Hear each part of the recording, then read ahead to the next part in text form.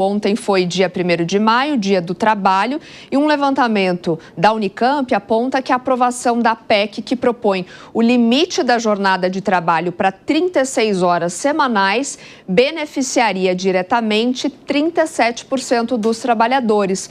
Vamos falar mais uma vez com Daniel Lian, que chega mais uma vez aqui ao 3 em 1 com os detalhes desse levantamento. Conta mais pra gente, Lian, o que mais que traz, então, esse levantamento apontando aí para essa redução da jornada de trabalho? Pois é, trata-se desse estudo da Unicamp em relação a essa possível aprovação da PEC que limita a 36 horas semanais a jornada de trabalho com uma duração máxima de 8 horas por dia. Isso beneficiaria 37% dos trabalhadores brasileiros com carteira assinada, segundo esse estudo da Unicamp. O ministro do Trabalho e Emprego, Luiz Marinho, destaca que não se pode mais perder tempo. Passou da hora de uma redução da jornada máxima no Brasil, a jornada mais cruel, especialmente para as mulheres. Pensar numa solução é importante, muito importante que as centrais, nesse exercício de unidade, para dialogar com o Congresso, convencer os parlamentares brasileiros que isso é bom para o Brasil, não simplesmente bom para os trabalhadores, mas é bom para as empresas. E de 103,8 milhões de pessoas ocupadas, 78,3 milhões declararam que trabalham mais de 36 horas semanais. E dessas pessoas, 38,4 milhões têm carteira assinada. Os dados dessa pesquisa da Unicamp mostram ainda que 20% da população, ou 21 milhões de pessoas, trabalham mais do que as 44 horas semanais estipuladas pela legislação. E dessas pessoas são 17,9% trabalhadores formais, 20,4% trabalhadores informais e 42,8% de empregadores. Obrigada, Lian, pelos detalhes desse levantamento. Já vou repercutir aqui com os nossos comentaristas. A gente comentou um pouquinho disso ontem, né, Gani, com até uma proposta da senadora Elisiane Gama, né? É isso mesmo. O Brasil está mesmo preparado para essa redução de jornada sem reduzir salário? Claro que não, né? Pelo seguinte, se você reduzir a jornada, evidentemente que a empresa vai querer manter o mesmo nível de produção. Só teria uma única alternativa que isso seria possível e que não é factível, ou seja, aumentar a produtividade dos trabalhadores. Só que como é que vai aumentar a produtividade da noite para o dia? É uma variável que você não controla. Então, evidentemente que o que vai acontecer na prática, Soraya? Você está reduzindo a jornada e você tem que manter esse nível de produção. A empresa, ela faz conta, ela vai falar, opa, peraí, eu não vou pagar mais para as pessoas que estão empregadas, né, ou continuar pagando a mesma coisa, para ela trabalhar menos.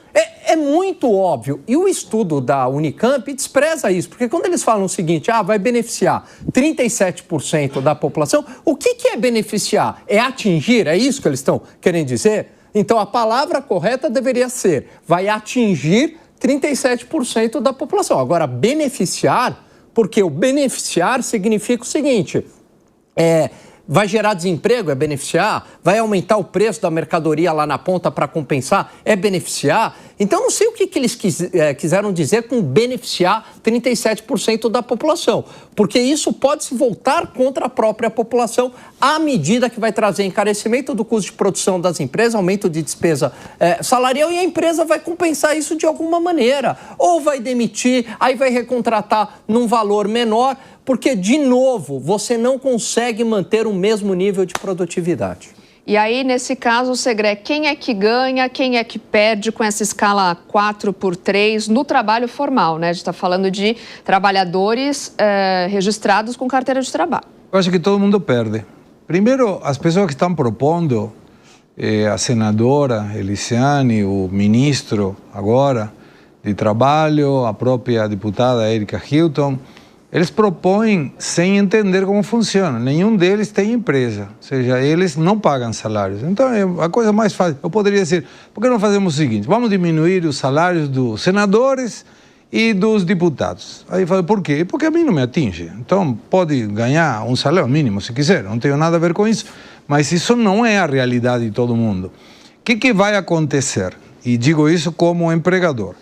Quando você tem que pagar a mesma quantia de valor por uma quantidade menor de trabalho, vou tomar um exemplo, um comércio ou uma empresa de serviços.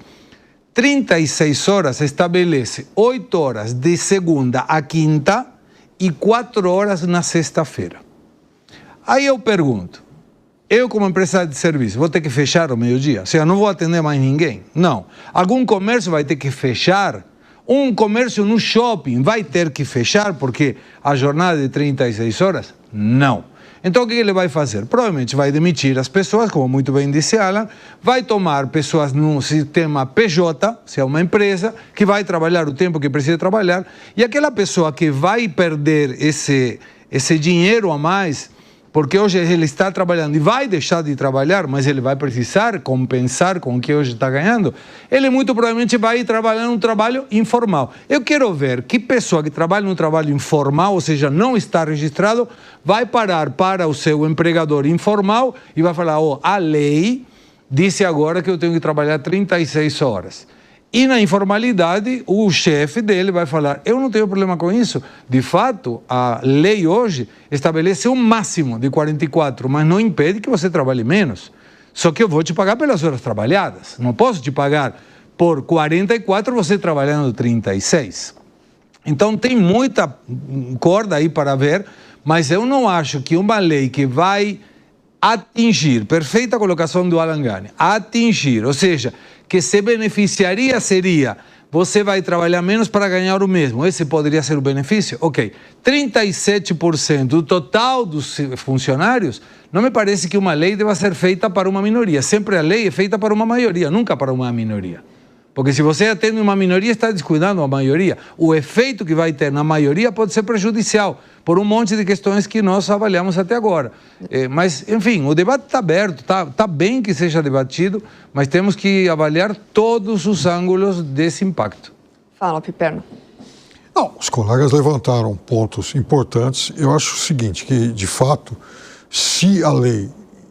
Primeiro que a gente tem que entender o que é esse beneficiaria. Em relação a isso, eu estou de acordo. E são apenas 37% os contemplados. Bom, então o texto, a ideia não é boa. Ela tem que beneficiar a maioria. Segunda coisa, o ministro, quando o ministro opina sobre esses temas, me dá um calafrio, porque ele piora muito a discussão, ele empobrece a discussão. Porque o ministro Luiz Marinho, como eu insisto, desde 2023... é uma cabeça com os olhos voltados para o trabalho, para a dinâmica de trabalho da década de 90. Ele não é a pessoa mais indicada para debater esse tipo de assunto, com todo o respeito. Ele foi prefeito de São Bernardo, uma cidade importante, por 2 vezes, é um quadro histórico, mas não é a figura mais indicada para debater esse tipo de assunto, porque, por exemplo, o que será que ele teria a dizer em relação aos trabalhadores de aplicativos? E esse cara... não é que ele queira trabalhar menos. Ele quer ganhar o dinheiro dele, no que ele tem muito, no que ele tem todo o direito. Então, ele vai resolver se ele quer trabalhar 6, 8 ou 12 horas. A questão das 36 eu também acho mal colocada, embora o texto original fale dessa jornada de 4x3, e aí eu acho um excesso. Você passar de 6x1 para 4x3, é óbvio que isso é um salto muito grande. E são poucos os países que adotam as 36, um ou outro lá na Escandinávia, ou talvez a França, algo próximo disso, mas também não é uma jornada que a gente tenha paralelo em muitos outros lugares do mundo. Agora, discutir, por exemplo, do 6x1 passar por 5x2, aí eu acho factível, e para mim o debate tem que ser esse. Ou seja, é de 44 horas a jornada hoje, nada impede que alguém continue trabalhando amanhã, depois 44, 45, enfim, desde que haja acordo e desde que haja o interesse em que os trabalhadores façam isso. Agora, o limite, para mim, o limite obrigatório teria que ser de 40. A partir disso, vamos negociar esse excedente, eventualmente, para o trabalhador ganhar mais. Não para mim, sabe, essa é a margem. Recuar dos 44 para 40 e o que vier acima disso, mais remunerado. Mas não realmente dar esse salto das 44 para as 36, usando a argumentação pobre que o ministro utiliza. Até de fato o Ministério do Trabalho divulgou dados até recentes sobre o afastamento de trabalhadores por conta de saúde mental, né, principalmente transtornos envolvendo ansiedade, depressão. Mas na sua avaliação, Zé, a redução na jornada do trabalho seria a solução mais prática para esse problema em relação aos afastamentos de trabalho por conta justamente de alto número, né, das horas trabalhadas? Não se pode mudar a realidade através de lei, né? A realidade contém leis que são impróprias de mudança através de uma legislação aprovada no Congresso Nacional. Eu fico lembrando aqui, eu sempre acompanhei esse assunto. E o Vicentinho, o deputado do PT de São Paulo, suava para tentar reduzir aí um projeto 40 horas semanais, né? É uma demanda antiga dos sindicatos e tal, e nunca conseguiu nem colocar isso em pauta. E aí agora já estão querendo eu me lembro que uma vez eu falei com ele, o meu sonho é reduzir a minha carga horária de trabalho para 50, 60 horas semanais. E ele falava, a minha é 70 horas semanais, né? Para você ter uma ideia de que não adianta colocar em lei. Cada trabalho tem a sua demanda. Não dá para engessar a legislação trabalhista num momento exatamente de contramão. Quer dizer, tem que deixar livre as empresas, colocar um mínimo ali. Na Revolução Industrial, que se tinha aquelas jornadas extenuantes de trabalho, que as pessoas morriam literalmente de trabalhar, que disseram, olha, isso aí é uma novidade. O trabalho em etapas, em série, né? E em empresas, fábricas. Então, nós temos que regulamentar.